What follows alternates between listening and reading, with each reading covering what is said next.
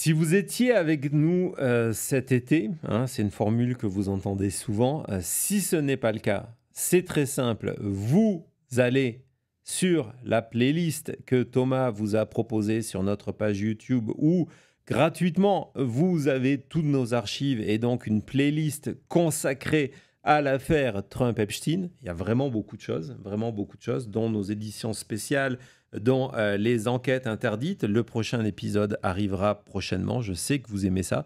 Des émissions pure enquête. Donc, si vous étiez avec nous cet été, vous vous souvenez peut-être, hein, Cody, je te pose la question, est-ce que tu t'en souviens de cet épisode que nous avions réalisé autour des révélations publiées par le magazine Wired? Oui, c'était exceptionnel de vivre ça. C'était comme vivre un film en direct. Exactement. Non, D'ailleurs, on a fait un segment vidéo qui est dans la playlist que sur ce sujet-là. Exactement. La révélation de Wired, c'est qu'ils avaient été contactés par une compagnie d'un data broker qui s'appelle Near Intelligence et ils avaient traqué, surveillé les points, la data, les traces laissées par les téléphones, ce qui leur avait permis d'identifier plus de 200 personnes qui avaient fait le voyage pour l'essentiel depuis les États-Unis jusqu'à l'île St. James, l'île de Jeffrey Epstein. Et le travail de cette data était extrêmement intéressant parce que on voyait quelqu'un qui habitait, hein, lorsque je vous parle de quelqu'un qui habitait, c'était jusque dans la rue. Hein, on pouvait identifier la rue, leur porte. on pouvait identifier leur emploi. Il y avait des gens à Miami, il y avait des gens dans de très très beaux quartiers de la côte est des États-Unis, il y avait des gens de New York, il y avait même quelqu'un qui résidait en face de la Trump Tower. Donc, on pouvait suivre leur parcours on va prendre l'avion. L'avion nous amène aux îles Vierges américaines. Là, on va prendre un bateau. Le bateau nous amène jusqu'à l'île. Les mouvements dans l'île, hein, c'était vraiment un numéro assez exceptionnel. Je vous remettrai le lien sur maintainmedia.com et sur Blue Sky et X. Donc, il y avait ce travail qui avait été fait et on en parlait souvent, assez ironiquement, on en a parlé il y a quelques jours avec Cody, en se disant c'est dommage que ce n'est pas allé plus loin. L'idée de Near Intelligence, c'est-à-dire il y a ces données qui existent, maintenant c'est au gouvernement américain qui dispose de meilleures données que nous qui sommes des data brokers, donc on vend de la data. Le côté frustrant du travail de data broker, qui non seulement n'a été repris par personne, il n'y a pas officiellement, en tout cas, d'enquête du FBI sur ces données-là qui permettent d'identifier non seulement des victimes de Jeffrey Epstein, parce qu'on suivait aussi les téléphones portables de très jeunes filles qui étaient recrutées du côté de Palm Beach, mais qui identifiaient sans l'ombre d'un doute des fameux clients Epstein, hein, des fameux des personnes. C'est une enquête majeure. C'est une enquête majeure. Et ce qui était frustrant, vous vous en rappelez, mais qui était une bonne nouvelle pour vous qui êtes en Europe, c'est qu'on n'avait quasiment pas d'informations sur les personnes qui venaient d'Europe. On savait qu'il y en avait qui venaient d'Europe, mais il n'y avait pas d'informations parce que la collecte de données n'était pas autorisée comme elle est aux États-Unis par l'Union européenne. Donc ça, c'était cet été. Hier, et on va vous la présenter tout de suite, il y a 2 ou 3 jours, il y a une autre compagnie, et on va venir sur tiens, on va commencer sur les motivations avant de la présenter, Thomas, du patron de cette compagnie-là d'analyse de données qui s'appelle Zalingo Data Refinery, qui explique que il est père de famille, que le scandale Epstein l'a perturbé, comme tout le monde. Le fait que le gouvernement américain refuse, limite les informations qu'ils sont en train de révéler, lui a dit, ben nous, on a une compagnie qui, justement, en mettant la présentation, qui fait ce qu'on appelle le presentation, s'il te plaît. Voilà, qui fait de la forensic analytics.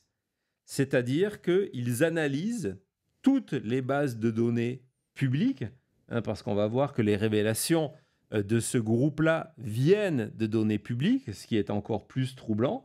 Et on analyse, en utilisant de l'intelligence artificielle, toutes les analyses, donc des millions de dossiers. Et dans ces millions de dossiers, on essaye de trouver ce qu'on appelle une pattern, c'est-à-dire quelque chose qui nous permet de suivre un comportement répétitif. C'est un petit peu, on verra ça après, c'est un petit peu comme quand je vous explique comment la chronologie est utilisée par les journalistes d'enquête, comment j'utilise la chronologie lorsque j'étais journaliste d'enquête ou lorsque je vous fais ces analyses, ces enquêtes interdites où on met à plat ces 10 ans de données et d'un coup, le puzzle est en train de se dessiner. Et donc, c'est exactement ce qu'ils ont fait. Si on revient dans les motivations, ils se sont dit, on va utiliser nos outils pour rassembler, analyser toutes les informations publiques, alors comme on le fait dans le cadre du OSINT, et on va voir ce qu'il en sort.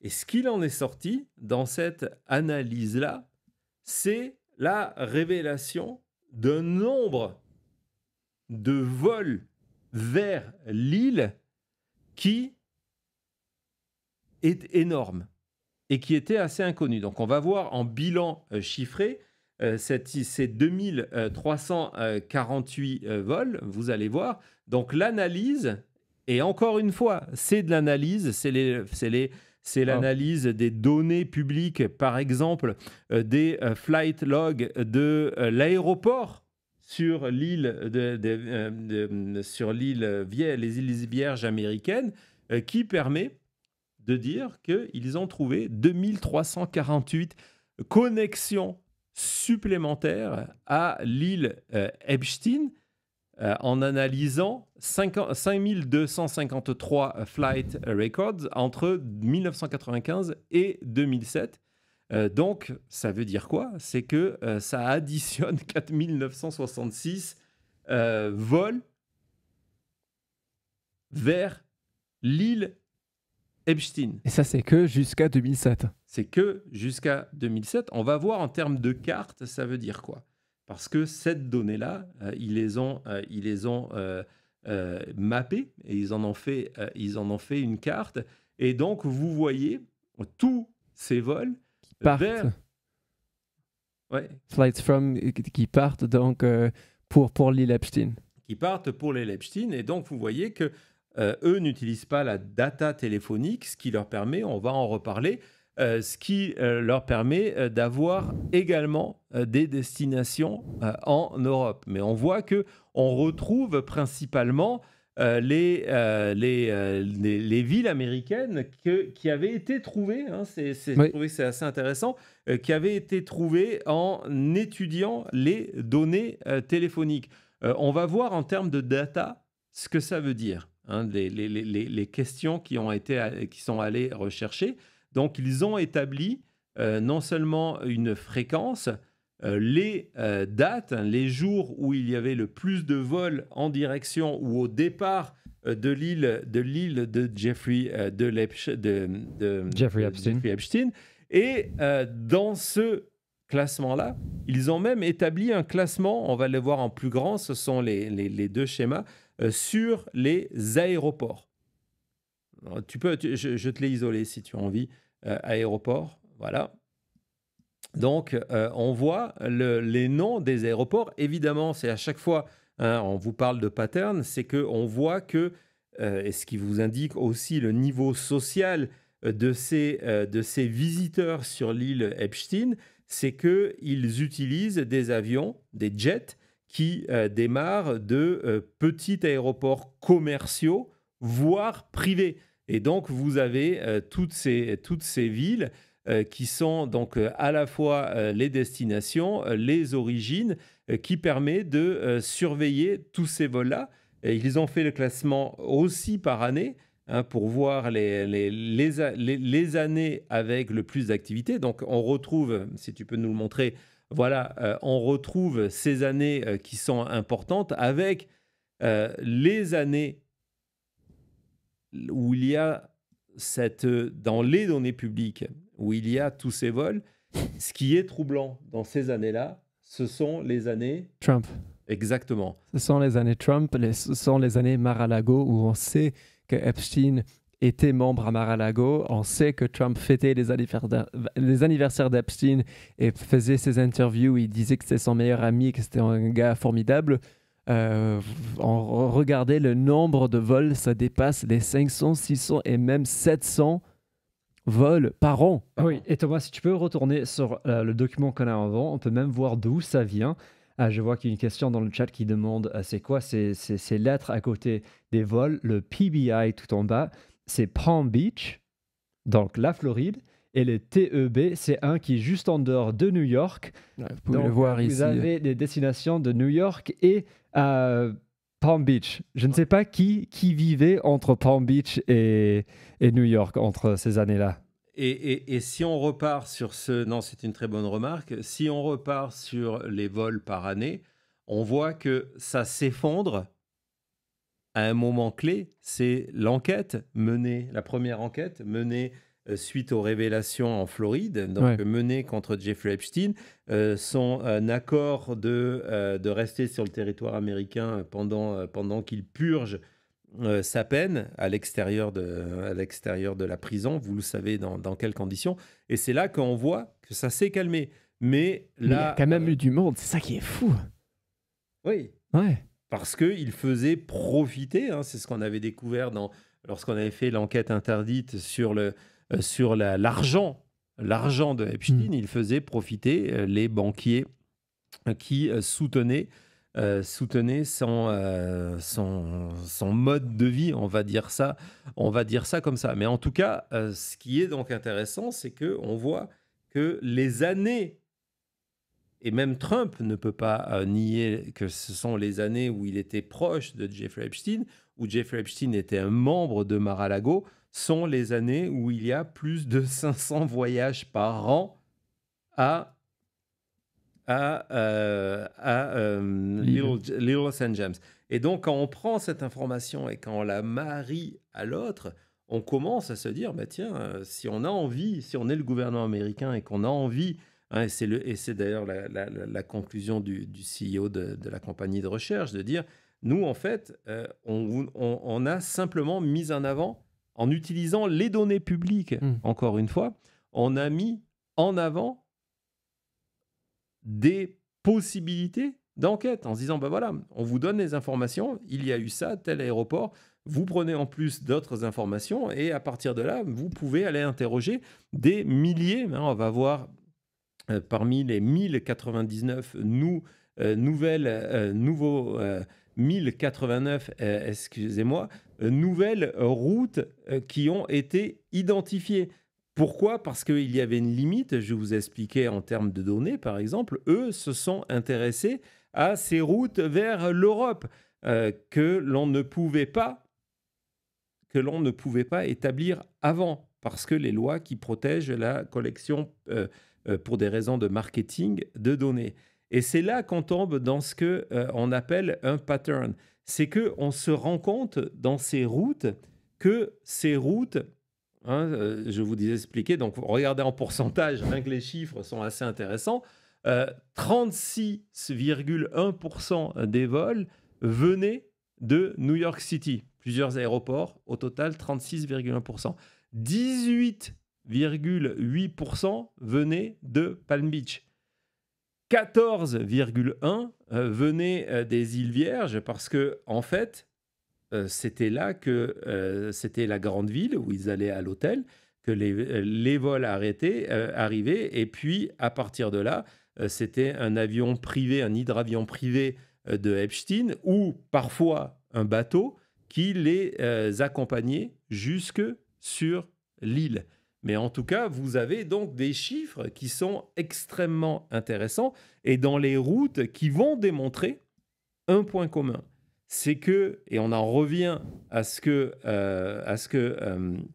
Ron Wyden disait, c'est que la multiplication de ces routes démontre que ces vols viennent aussi des capitales financières.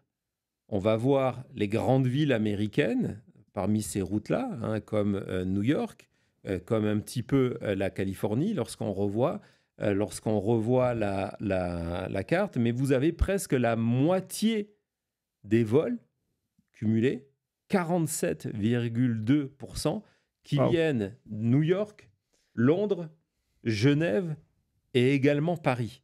Donc vous avez un rapport, une relation extrêmement intéressante à explorer. Hein. C'est juste une enquête extrêmement limitée qui est à son début. Ils disent, nous, on ne peut pas aller plus loin. On ne peut pas aller plus loin. Les données, on les a coupées, recoupées. On n'a aucun doute là-dessus. Mais il faut maintenant que des pouvoirs d'enquête s'en emparent. Mais ce que l'on sait, c'est qu'aujourd'hui, il y a une corrélation très forte entre l'argent et l'île Epstein. Et c'est tout le dossier, c'est toute la théorie de Ron Wyden qui d'un coup devient réalité.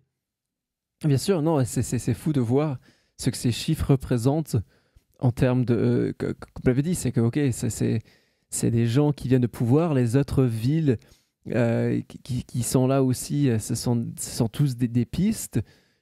Quand on sait déjà la taille du dossier Epstein et que là, ce sont des nouveautés pour nous, on se demande vraiment, mais il y a quoi dedans? C'est énorme, c'est vraiment énorme.